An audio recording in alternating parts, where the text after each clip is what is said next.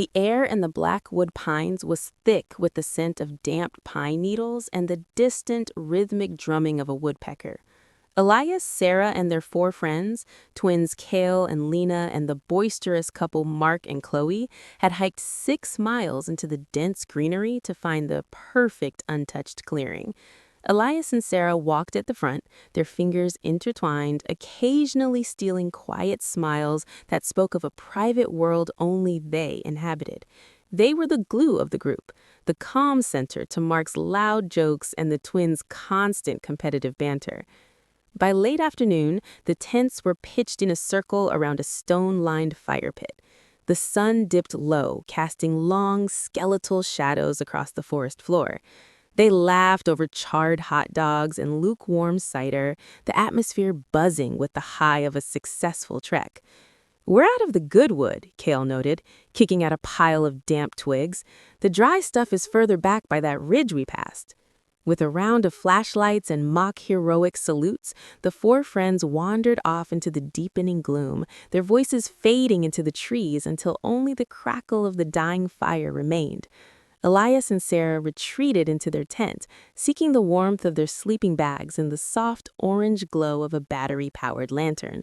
For a few minutes, it was perfect, the ultimate seclusion. Then, the first sound came, a soft, wet thwack against the nylon. The orange lantern light flickered as a second thwack echoed, followed by a slow, agonizing slide. Sarah froze, her breath hitching in her throat. Against the translucent rainfly of the tent, a pale, distorted shape began to press inward. It was the distinct outline of a hand, but the fingers were unnaturally long, ending in points that looked sharp enough to puncture the fabric. "Elias," she whispered, her voice trembling. Another hand joined the first, then another, until the entire upper half of the tent was covered in dozens of overlapping, muddy handprints. There was no sound of footsteps outside, no rustle of leaves, only the wet, rhythmic slapping of palms against the nylon. The tent groaned under the weight of something leaning heavily against it. "I'm going to see what's out there," Elias said, his face pale but set in a grim mask of protective instinct. "It's probably Mark and the others messing with us." "Don't," Sarah begged, clutching his sleeve. "Look at the size of those hands, Elias. That's not Mark." He didn't listen. He grabbed his heavy-duty flashlight, unzipped the flap with a sharp zip that sounded like a scream in the silence, and stepped out into the blackness. Sarah watched his silhouette for a split second. Then a blur of motion, faster than the human eye could track, swept past the opening. There was no struggle, just a sickening, wet crunch. The sound of a dry branch snapping, but muffled by flesh. Elias didn't even have time to shout. His flashlight dropped to the grass, rolling toward the tent and illuminating a pair of gray, elongated feet that lacked any skin. Sarah let out a piercing scream that tore through the woods, but it was cut short as a heavy, suffocating silence fell over the clearing. The handprints on the tent suddenly vanished. Minutes later, the frantic beam of Cale's flashlight cut through the trees. "Sarah? Elias? We heard a scream." Cale, Lena, Mark, and Chloe burst into the clearing, their arms laden with wood. They stopped, dead. Elias lay in a heap just 3 feet from the tent, his head twisted at an impossible angle, his eyes wide and clouded. Sarah sat inside the tent, staring out through the open flap, her mouth open in a silent, jagged O. The wood the friends had gathered clattered to the damp earth as it collapsed around Elias's body. Mark's bravado vanished instantly. He vomited into the ferns while Lena scrambled to Sarah, dragging her out of the tent. Sarah was catatonic, her fingers hooked into claws, whispering a single rhythmic word: "Many." "We have to go, right now. Leave the gear," Cale hissed, his voice cracking. He grabbed his sister and Sarah, shoving them toward the trail they had hiked in on.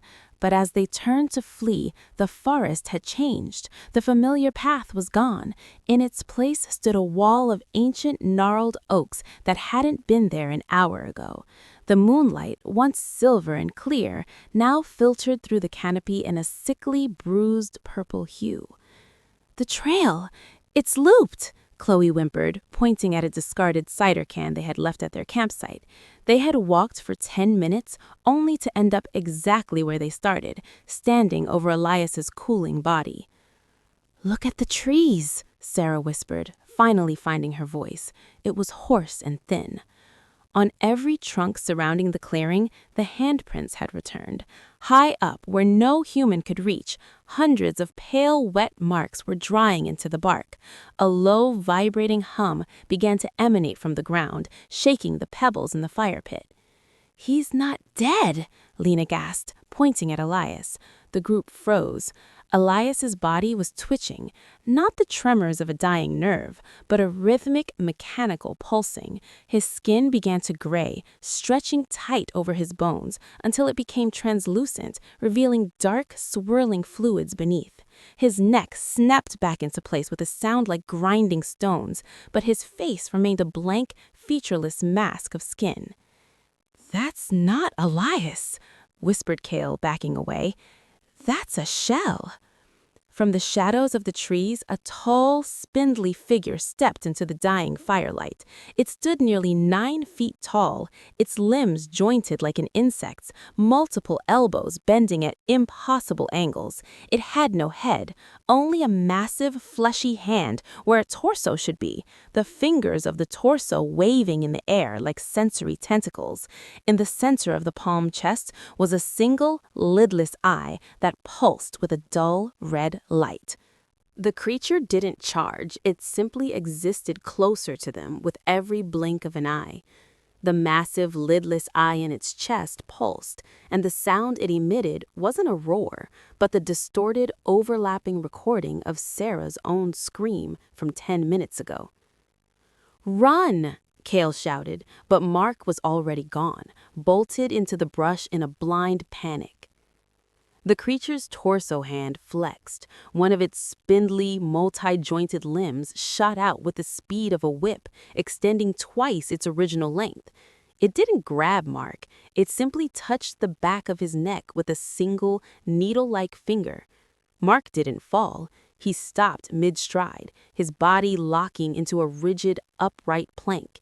His skin began to turn that same translucent gray, his features melting into the smooth, featureless mask they had seen on Elias. "It's not killing us," Sarah whimpered, her voice cracking as she watched Mark's body begin to twitch in that rhythmic, mechanical way. "It's using us." Chloe screamed and threw her heavy maglite at the beast. The metal casing passed right through the chest eye, as if it were made of smoke, clattering harmlessly into the trees behind it. The eye pulsed a deep, angry crimson. Suddenly, the ground beneath their feet turned soft, like wet peat. Handprints began to push upward from the dirt, as if thousands of invisible people were trying to climb out from under the forest floor. Lena tripped, her foot caught by a pale, subterranean grip. "Cale, help!" she shrieked. Cale lunged for his sister, but the Elias shell was faster. The thing that used to be Sarah's boyfriend moved with a jerky, stop-motion gait, its head lolling. It gripped Lena's shoulders, and where its fingers touched her jacket, the fabric began to fuse with her skin. "Let her go!" Cale swung his pocket knife, but as the blade sank into the Elias shell's arm, no blood came out. Instead, a swarm of pale, tiny moths erupted from the wound, fluttering into Cale's face, blinding him with the fine, stinging dust. Sarah grabbed Chloe's hand, dragging her toward the only gap left in the wall of hand-printed trees. "We have to leave them. There's no Lena anymore." As they scrambled through the thorns, Sarah looked back one last time. Kale was on his knees, coughing up white dust, while the towering, hand-shaped creature loomed over him, its chest-eye widening until it took up its entire torso. The thorns tore at their clothes, but Sarah and Chloe didn't stop until the air grew so cold their breath came out in thick, jagged clouds. They burst into a clearing that wasn't a forest at all. It was a graveyard of tents. Dozens of them, from every era, bleached bone-white by the sun and overgrown with the same gray, pulsating moss they'd seen on Elias's skin. "We're not the first," Chloe choked out, her voice a mere rattle. "Sarah, look at the ground." The entire clearing was paved with thousands of calcified handprints, all pointing toward a singular, massive oak tree in the center. But the tree wasn't wood. Its bark was made of fused, petrified human limbs, twisting upward in a silent, eternal reach for a sky they could no longer see. A familiar, jerky motion caught Sarah's eye. Kale and Lena were already there, standing at the base of the limb tree.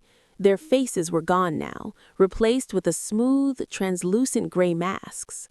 They moved in perfect, mechanical unison, their arms extending towards Sarah and Chloe in an invitation that felt like a command. The towering, hand-shaped creature drifted over them, its chest-eye now a brilliant, blinding white. It didn't strike. Instead, it spoke. The sound wasn't a voice, but a collage of Elias's last words, Mark's vomiting, and Sarah's own childhood laughter, all played backward. "Join the pulse. The forest is lonely. The forest needs hands." Chloe collapsed, her legs already turning that sickly, translucent gray from the feet up. She didn't scream. She just looked at Sarah with eyes that were rapidly clouding over. It doesn't hurt, Sarah. It just feels quiet." Sarah backed away, her heels hitting the trunk of the limb tree. She felt a cold, firm grip on her shoulder. She looked up to see a hand. Elias's hand, still wearing the silver ring she'd given him, emerging from the bark. It wasn't grabbing her to hurt her. It was pulling her in, folding her into the warmth of the wood. As the gray moss began to creep up her neck, Sarah saw the creature's chest eye blink one last time. In its reflection, she didn't see a monster. She saw a vast, empty space that needed to be filled. She reached out, her own fingers lengthening, her joints beginning to pop and reset at impossible, spindly angles. When the sun finally rose over Blackwood Pines, the clearing was silent. The tents were gone, replaced by a fresh layer of white moss, and on the trunk of the limb tree, 2 new branches had sprouted, their fingers intertwined, forever frozen in a private world only they inhabited.